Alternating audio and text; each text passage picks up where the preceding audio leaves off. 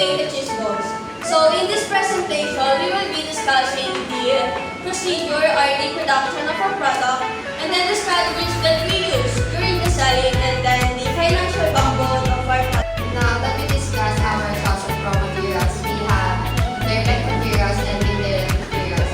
For our direct materials, we bought 2.5 kilos of potatoes for 200 pesos, 2 boxes of cheese for 190 pesos, 4 pieces of egg for 32 pesos, 500 grams of flour for 25 pesos, 1 pack of salt for 5 pesos, 1 pack of pepper for 35 pesos, 1 pack of seasoning mix for 26 pesos and 50 cents, breadcrumbs for 32 pesos and 50 cents, and lastly, evaporated milk, 1 can of this for 35 pesos. For indirect materials, we bought 1 pack of mayo for 88 pesos and 50 cents, 1 bottle of ketchup for 28 pesos and 50 cents, 1.5 liter of cooking oil for 160 pesos, and potato box, 75 pieces of potato box for 75 pesos,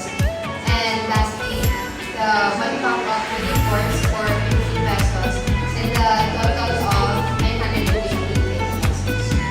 For our other expenses, we have overhead costs and utilities and miscellaneous.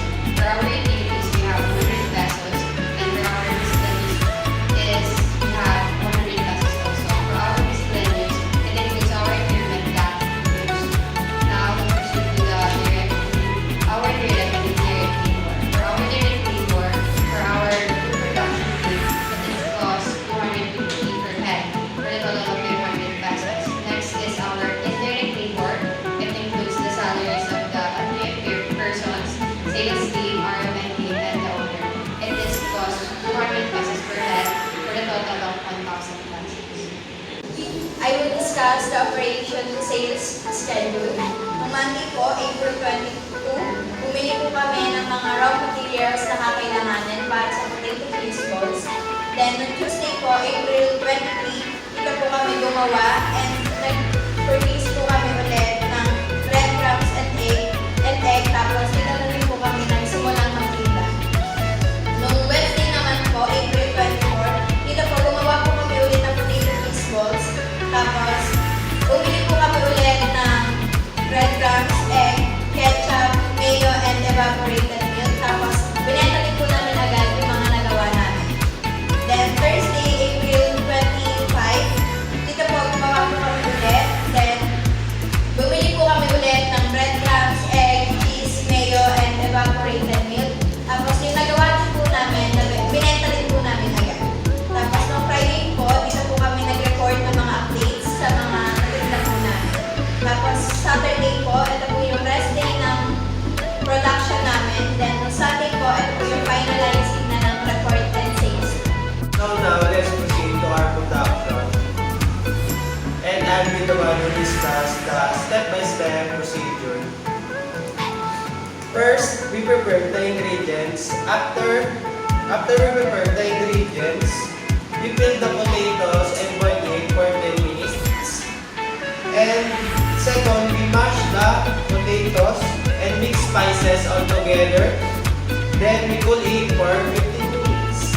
After cooling it for 15 minutes, we start mold our potatoes and peel it with mozzarella cheese, and then we cook it with the breadcrumbs. In the next procedure, we fry the potato cheese ball in a medium heat for 1 minute, and nantay namin ito hanggang sa maging golden brown, and we set aside it to remove the excess oil. Let's proceed to the finished goods. It is after the production, and I will be the one to discuss the product that we produce or make each day. On the first day, we produce 19 boxes, which is a total of 57 pieces of potato cheese balls. And on the second day, we produce 24 boxes, which is a total of 72 pieces of potato cheese balls. And on the third day or last day, we produce 20 boxes, which is a total of 60 pieces potato cheese balls. Based on Mr. Travis' explanation, I will be discuss day, we made 19 boxes, which is 57 pieces. We made 3 figures of potato cheese balls. On the second day, we made 24 boxes, which is 72 pieces. We made 6 figures, and on the third day, or the last day, we made 20 boxes, which is 60 pieces. We don't have failure on that day. And in packing the potato cheese balls, we use a potato box, and we put 1 mini fork on every packet.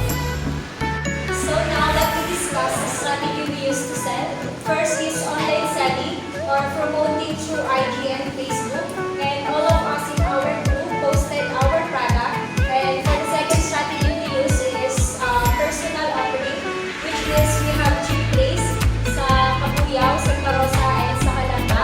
And last strategy we use is product selling. Sa product selling, which is same sila ng personal offering. Ginawa po namin siya first day until third day. I will discuss the profit and sales of our product. For the first day, nakagawa po kami ng 19 boxes, total of 57 pieces, na nakabenta ng 570 pesos. For the second day, nakagawa po kami ng 24 boxes, total of 72 pieces, na kumita naman po ng 720 pesos. For the third day and last day, nakagawa po kami ng 20 boxes na total of 60 pieces na nakakabenta naman po ng 600 pesos. Total of nabenta po namin is 1,800